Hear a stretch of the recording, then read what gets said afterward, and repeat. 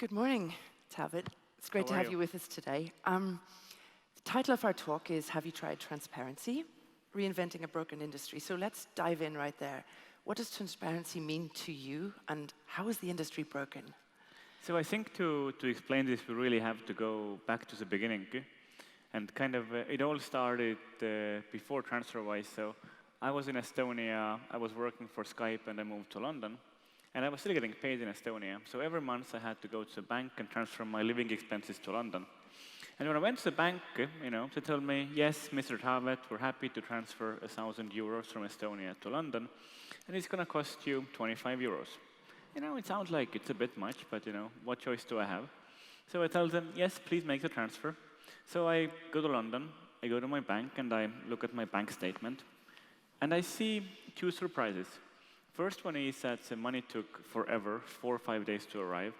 But second one is that, 1,000 euros, I go on Google, I look at the exchange rate, it tells me it should be 800 pounds.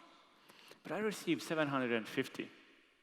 So it turns out that the exchange rate that the banks use is very different from the mid-market exchange rate. And banks are really lying to you about it. Like if you go to a bank and tell them, hey, so what's the exchange rate you use? And they tell you like it's 0.775. And you say, but hey, Google tells me 0.8. They say, oh no, we just changed. Google is out of date. Like they'll keep on lying to you forever. Like you can have a hilarious time if you call your bank and literally start arguing to them about it. They'll come up with one lie after the other saying, the rate just changed, it's a wholesale rate, blah, blah, blah. But you can never get them to tell you, we have a 3%, 4%, or 5% markup. So them not telling you about it was a big reason we started Transferwise, because we were really frustrated with banks stealing our money and not telling us about it. Ah, okay. So for anyone in the audience who doesn't already know your founder story, can you tell us about those early days and how you went from essentially frustration at the banks to a startup with a business model? So sure. So as we realized the problem and kind of realized that we're losing thousands of euros in bank fees every year, so when I say we, it's me and my co-founder. So my co-founder is another Estonian guy. He was living in London, sending money back to Estonia, and has the same issues. He had to go to the bank, wait in line for an hour and a half, and then the rest was the same. So we kind of thought, wait a minute, this is really broken. Is there a better way of doing it? So we found a better way of doing it. We built a simple prototype. We launched it in January of 2011.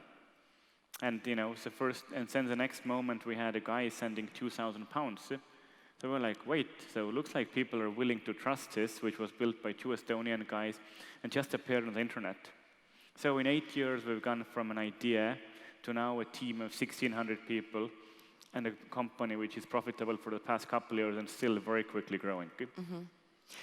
And since obviously transparency and trust belong in the same family, how hard was it to get people to trust you with their hard-earned cash? It's, money is obviously also an emotional subject because you were new, you were a pioneer in the field. How did you communicate trust and transparency?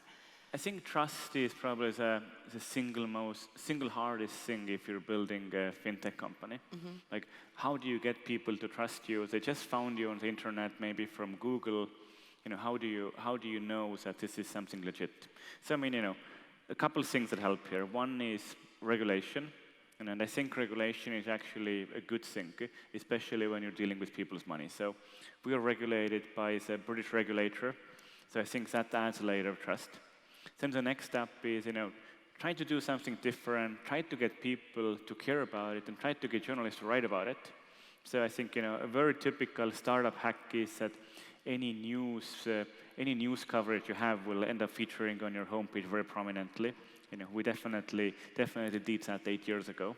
Mm-hmm. But then I think the most important thing is get your customers to help you in sharing the trust.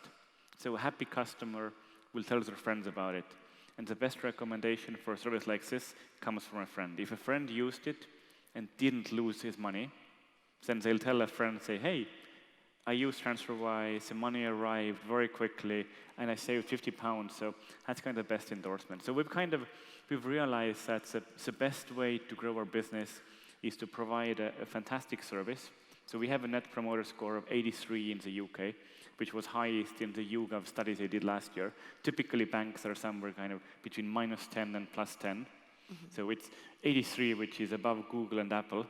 And that goes a long way to getting people to talk about Transferwise, to talk about how different the experience is, and tell their friends will be coming and joining on the back of that.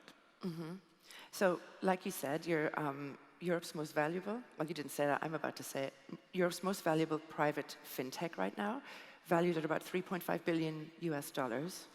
You have 1,600 staff, 5 million users, and a monthly turnover of around 5 billion, correct?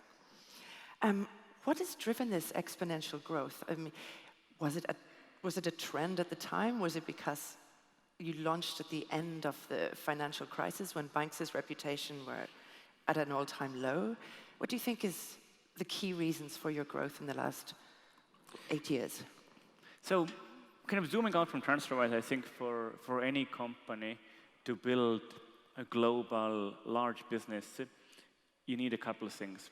You need to go after a big market, a global problem, an industry which is broken, and you need a product which is 10 times better.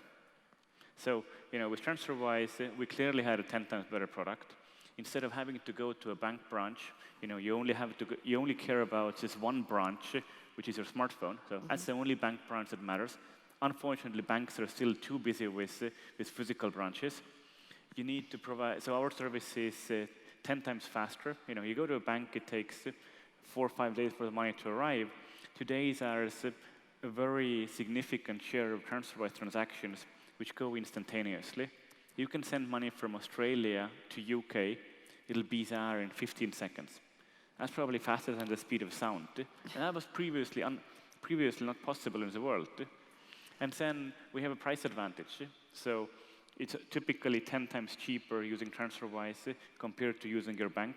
And that means taking into account the transaction fee, which your bank tells you about, $15, $20, $25, $40 or pounds or euros, and also includes a markup on the exchange rate. So if you send 1,000, you lose between 30, 40, 50 pounds as a result of the bad exchange rate, and then you have the service charge on top of it. So if you have a product which is 10 times cheaper, faster and easier to use, you have something which is an order of magnitude better, and that goes a long way to helping you grow the business and be successful in building a global company. And now going into kind of the timing question as well, I do think for every company, timing matters. You're either gonna be too early when this can't work, or then you'll be too late and someone did it. I think about my experience with Skype, and voice over IP existed before. We did not invent talking to a computer. But the timing was right because enough computers were starting to have a microphone, which is kind of a needed element. And also, the broadband speed was high enough for this to work, and computers were fast enough to do the processing required. Voice over IP was around in 95, 97, yet, 2003, it was kind of good enough, the overall infrastructure to do what we had to do. I think same thing applies to Transferwise. The global financial crisis, I think, was a needed ingredient for Transferwise to be successful, because that's when it was really kind of exposed to the world that bankers are only driven by their own greed, not by building a better product for their customers and for the world. You just mentioned Skype there, which is very interesting because you were Skype's first employee, and then you left 8 years later as its strategy director, correct? What was super useful? What did you learn at Skype that you were able to, feed into Transferwise? So I think I learned a lot what you shouldn't do, which I think is also very important. Oh, tell us. But I think most important thing is about building a team. Yourself, you can only get this far. You can only do this many things alone. If you want to get really far, you need to build a team. You need to build a company culture. You need to build an engine for hiring people, for onboarding people. You need to figure out the company culture. I think in the end, every problem kind of ends up being a people problem. So learning how to build and run a team, I think, is the most important. And probably kind of figuring out the importance of this, figuring out the importance of building a company culture. I think if you start with that in mind, you're building the kind of the foundation for a successful company.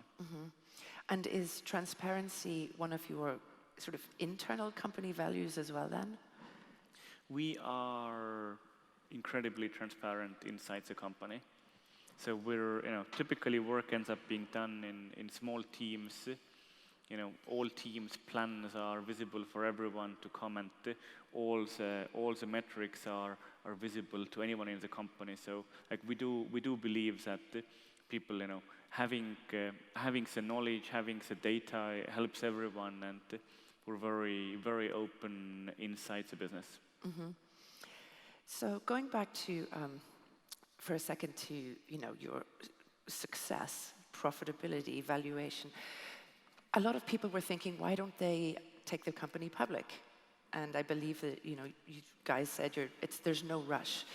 What's going on with the IPO? Is it going to happen soon, next year, whenever? Or what were the pros and cons of not going public? So Transferwise today, we're 8 years old. We have 5 million customers. We're transferring 5 billion on a monthly basis. There are 200 million people who either work, live, or study abroad. So I think we still have a long way to go. So what really drives us is to take our mission to everyone in the world. Being a public company probably does not help us execute any faster than we are today. It will be a distraction and an overhead to do that. So we kind of felt that while eventually we'll be a public company, it doesn't help us do anything faster today. So instead of that, we were thinking about, okay, so the other reason for an IPO is liquidity. When we were hiring people 8 years ago, they were working for Google and Facebook, getting paid really well. So, we had to tell them, hey, we have this great idea. Why don't you come and work for us? Yeah. And we couldn't pay them what they were earning in other places. So we said, we'll give you an okay salary, but we'll give you some stock options. So if we do well, then you'll benefit from it. And similarly with investors. So when we first raised money 8 years ago, we were like, hey guys, we have this dream. Most likely it's going to fail, but if it succeeds, you might make some money as well. And we were able to use this to convince Max Levchin, the founder of PayPal. We were able to convince Richard Branson, many people. And now it's kind of like, okay, we are a successful company. We're profitable, still fast growing, and some of these people would like to get some of their money back. So I was like, okay. So what do we do now? We don't want an IPO. So what we did a secondary fundraising where there are lots of investors who are dying to invest in Transferwise. However, the company doesn't need money. We're profitable. We have still a triple-digit amount in the bank. So we're like, okay, we're going to let some of our early investors and employees sell some of their shares. So we did that, and it's also, I think, what's really cool is that we kind of made Silicon Valley dream come true. In Silicon Valley, if you joined Google as a secretary, you end up as a millionaire. Absolutely. So there are hundreds of Transferwise employees who might not be millionaires today, but eventually I think we're going to be working well towards that. And let's talk about how you're developing and moving on. So you just launched your Borderless bank account in the US. It already exists in Europe. Tell us about that product and why was that the next logical step for your company? 8 years ago, we started a business which was focused on helping individuals send money from one country to another. So, you're in London, you want to send money to south of France because you've retired there, a pension payment every month, or maybe you're a student, maybe you were a student, you're paying back a student loan to the US. We then expanded into business customers. And as we were observing how they're using Transferwise, we realized one thing. Most of these people still have multiple banking relationships. They have their main bank, their home bank, and then they have a couple banks overseas. And they're not particularly happy about that. Being a customer of a US bank while you live in UK, It's pretty horrible experience, and banks don't really want these overseas customers. So we realized we can do something to help you with all of the international banking. So we developed a Transferwise Borderless account. So in addition to being able to transfer money, now you can keep a balance at Transferwise in 40 currencies. On your smartphone, you can switch between the different currencies with one click of a button. We give you local bank account details in US, UK, Europe, Australia, New Zealand. So you can give someone in US your local account details to pay you. You could be a journalist in Bali and get paid in Germany, in UK, and US, and you seem like a local person to them. We also now have the Borderless card, which you can use to pay with. A credit or debit? It's a debit card. It's a debit card. There's no annual fee, no setup fee, so available for anyone. And we look at this kind of as a companion bank account for everything international. So you still have your main bank, and then you use Transferwise for anything international when you're traveling, when you're doing business abroad. And that seems to be working pretty well for us. We've had more than $10 billion deposited into the Borderless account. 10 billion or million? 10 billion. So that's a very, very good starting point. The card in Europe has been used 15 million times. So, we're really eager to build on this. And, maybe a little bit more on the relationship with banks on this. Like, we thought about it, and we realized it doesn't make sense for us to try to replace your home bank. It's a different problem, Yes, you need a card and to keep money on the account, but as a local bank, you need many other things. People want to know how much money they paid for the cappuccinos in Starbucks, and you want credit, you want lots of things which we're not set up to do. I think it's a problem that other people are much better off at solving. So we think of banks as partners for us. So BPC is the second biggest bank in France, 16 million accounts. They've signed a deal with Transferwise, so in the future, you can go in a BPC online or mobile bank, and there's going to be a Transferwise button to make international payments. Similarly, all of the neobanks, they look at Transferwise. So we have Number 26 and Monzo, who are partners. So your partners. We look at banks as partners. It doesn't make sense for them to build it because it's really hard to do what we're doing. But if you're looking at offering the best-in-class service to your customers, you probably should talk to us. Is this a rather unique product out there? So you're not competing with the new online banks like Monzo and N26, but rather partnering with them. Is that correct? Yes. Okay. The other thing, so obviously you're expanding over there and you have this going on. What about cryptocurrency? What's your stance on that? I mean, I kind of know that 5 years ago you were kind of saying it's not a consumer currency yet, I'm not interested. Have you changed your mind? Could you imagine Transferwise getting into crypto exchange? So if you look at crypto, today still most of crypto is being used for speculation. So, I'm happy if people are doing that and finding satisfaction in that. But we don't think the demand is big enough or solving a big enough real problem that we should be working on it. So therefore we haven't done anything around it. If there's a way to use cryptocurrencies to do what we're doing cheaper or faster, we would have made use of it a long time ago. But we've taken a look, and that doesn't seem to be the case today. So obviously Facebook doesn't feel that way because they're going to launch Libra next year. Do you think Facebook's Libra will kind of, what would you say, normalize or bring crypto payments into the mainstream finally? I don't think the mainstream cares about crypto payments. The mainstream cares about payments being cheaper, faster, easier to use. So we're really excited about Libra. I think anyone taking a hugely ambitious task like Libra, and Facebook, they have probably the power to do this. So I think that's very exciting. And anyone making the world of finance better, we're welcoming them. And if anything, I think Libra is an opportunity for us because if people need Libra, maybe Transferwise is a place to buy your Libra. So we'll see. I think it's still very early. No one quite knows what Libra is. but we're excited about it. Well, one thing they're going to face is about 1 million regulation issues and hurdles to cross first.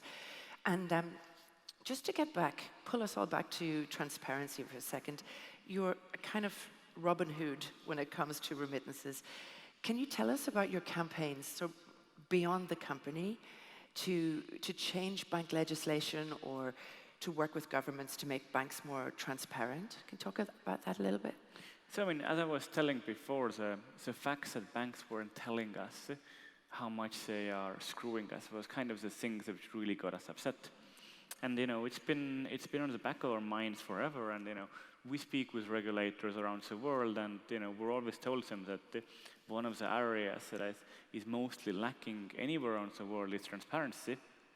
And we're really excited that now what happened in Europe last year in December, the European Commission passed a directive which means that every financial institution in Europe will have to disclose what is the markup on the exchange rate.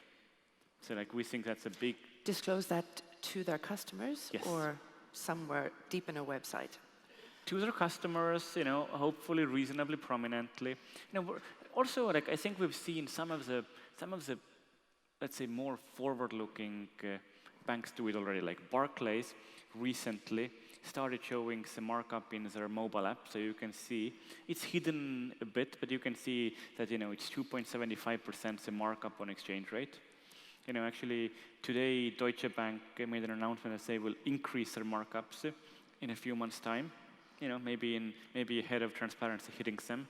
But some companies are embracing it. But I think the ruling from European Commission is really needed. It'll become a law in all member countries kind of around 6 months from now. So I think that's super exciting, and European consumers have a lot to win from it. Similarly, there's an action going on in Australia. Australia is a especially tough country because there's literally a stranglehold by 4 banks. You could maybe call them a cartel, I don't know, but and there was an inquiry by the Royal Banking Commission into the banking practices. And by the way, the Australian banks are also the most profitable around the world. And now the Parliament is starting an inquiry focused on the FX and transparency side in Australia. And I think this wave will go around the whole globe in the coming years. And we're very excited by people being on the winning side of this. Yeah. So banks don't hate you. They're learning from you. It's sort of, would you say the trend in fintech is for banks, big high street banks and fintech startups to sort of work together to form partnerships, a bit like in the automotive industry, where you have the likes of Volkswagen partnering with small startups to make their next mobility move? Are we going to see more of that sort of sleeping with the enemy style partnership between fintech startups and banks? Well, who's an enemy, who's a frenemy? It's hard to say. Yeah? Okay. But I do it's really hard to build your brand and trust. And I think if you look at the fintech startups over the past decade, you see many of them who failed and ended up having to go down the partnering route. So I do think there will be a lot more partnering. We see this as one distribution channel for us. We don't think everyone in the world will come to Transferwise. There is some people, for sake of simplicity, let's say half the people will stick to their banks. So to reach that half of the people, we have to go to the banks. And the other half will come to Transferwise. And I think similar thoughts are probably applying to other people. But I think many are ditching their own brand and go to market completely because building up trust and building up that brand is really hard to do. Okay, so we only have about a minute left. Is there anything else you want to tell us about what initiatives, as chairman, what initiatives, what you're investing in right now, sort of side projects that you're excited about?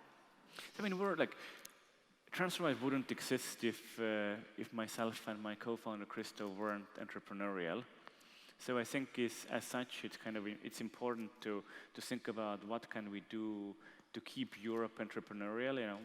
I think our workforce is generally entrepreneurial, and I do think that in long term, success of Transferwise means there will be many people who learn the jobs at Transferwise who will go on and start their own companies.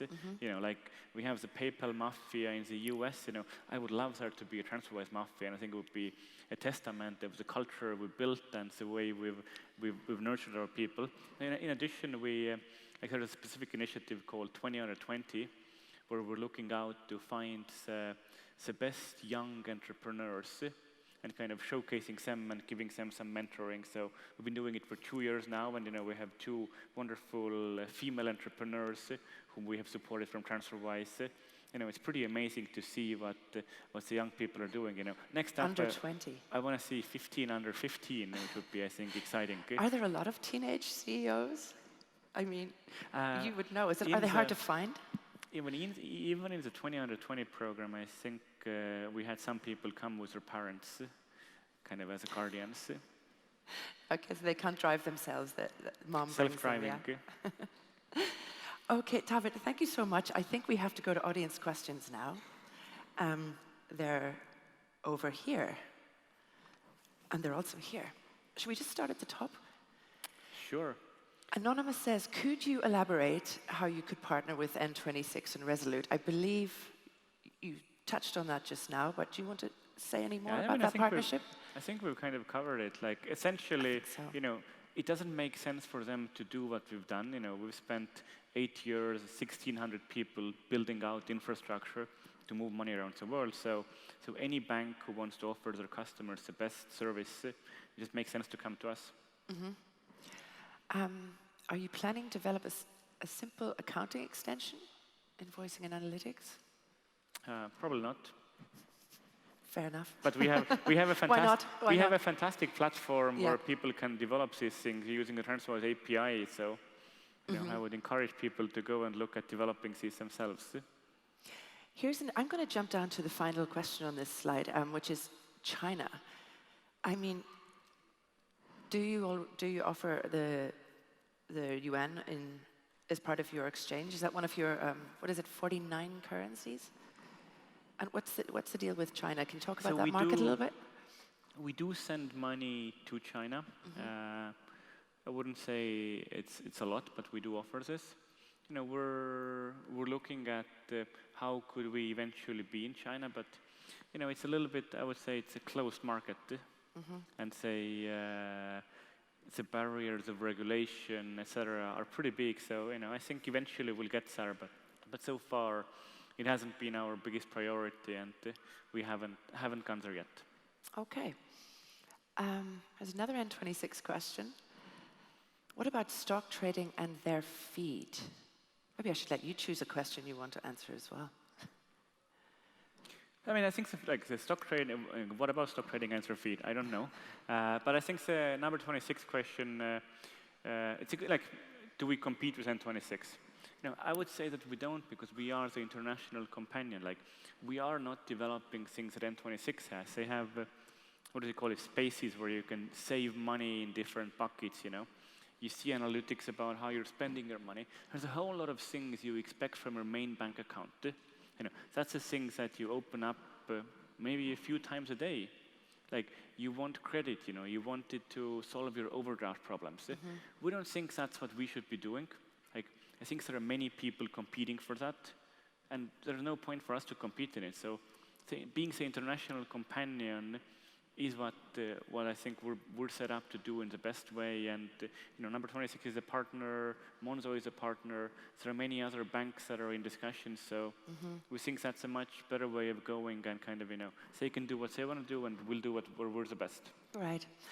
Real quick, were there any negative reactions to minor continuous increases in your transaction fees? So I think we have lowered our prices a few dozen times in the past 2 years as we have become profitable. You know, we have a model internally where we're keeping our prices basically dependent on our cost structure. Occasionally, this means that we're increasing our prices because we've realized that the costs are going up in certain countries, and typically, you know, we're doing this in a very transparent way. and typically our customers are very happy about the level of transparency we provide. If you go and look at data we share publicly about our average price that we charge, you can see it's going down continuously. So I think that's the only direction it can go in the future as well. Okay.